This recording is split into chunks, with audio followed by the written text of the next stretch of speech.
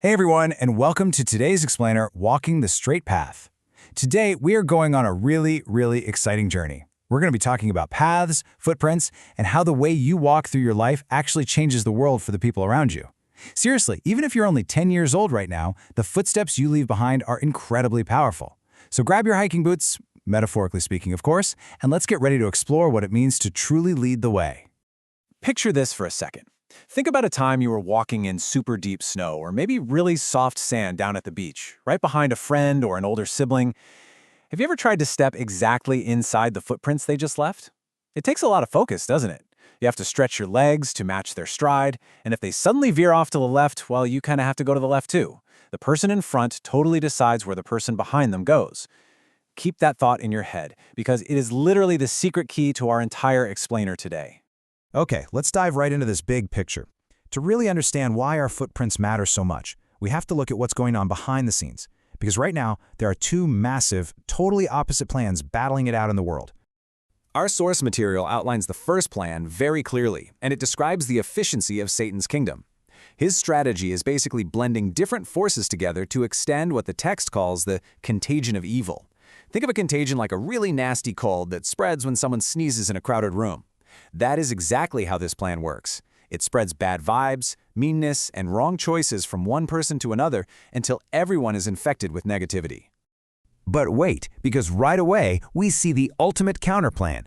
Jesus has devised a strategy to work entirely opposite to that contagion. Instead of spreading a sickness of evil, his plan is to fill his human agents, and hey, that's you and me, with the principles of love and unity. He wants to create a team that works together to fight off that evil sickness by spreading something way stronger, which is pure love. Section 2, Threads of Gold. Let's move right along and see how this builds into an actual strategy we can use every single day. Think of this next part as the ultimate hero's playbook for anyone who wants to join Jesus' team. Now, the text uses a pretty fascinating word here. It says, his church is to bear his superscription. Okay, what in the world does that mean? Well, it's basically like wearing the team jersey. You know, when you play on a soccer or basketball team, your jersey has your team's logo right on the front, so everyone watching knows exactly who you play for. Jesus wants us to wear his logo of love and kindness, testifying to the whole world exactly whose team we are on. So how do we actually wear that team jersey out in the real world?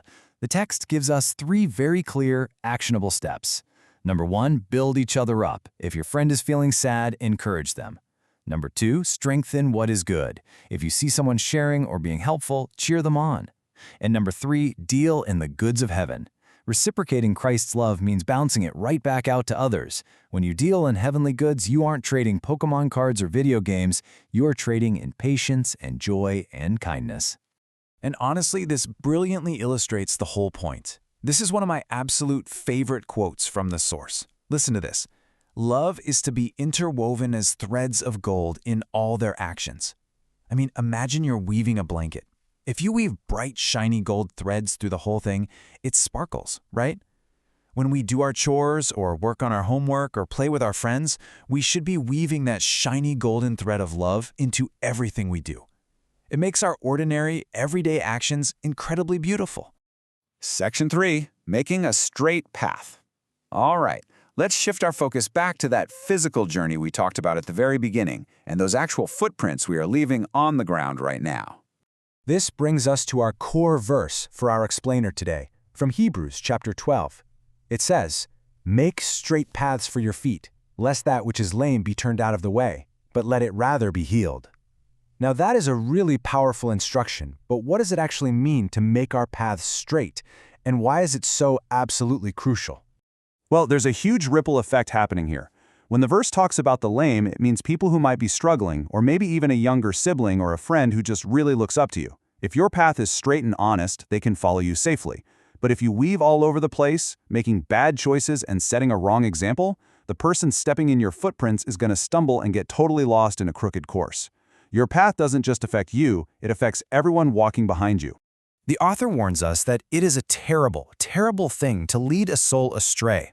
If you see others doing unseemly or just plain bad things, you must never copy them. That's walking a crooked course.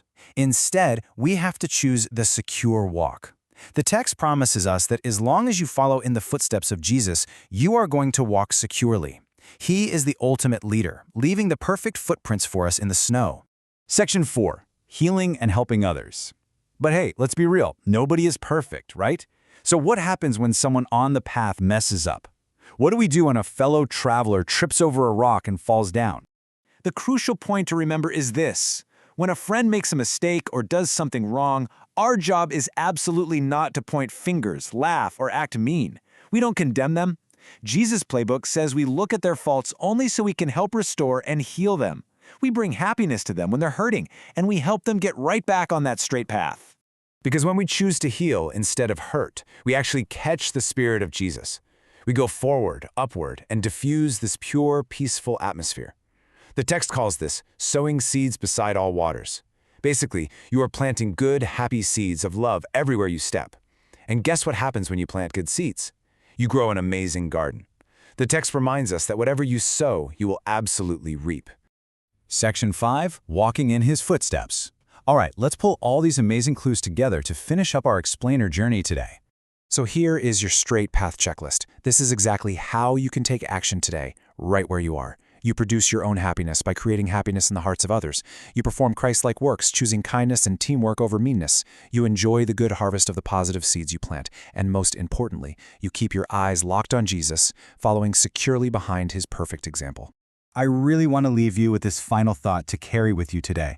Imagine looking over your shoulder right now and seeing your younger sibling or maybe a classmate stepping exactly where you just stepped.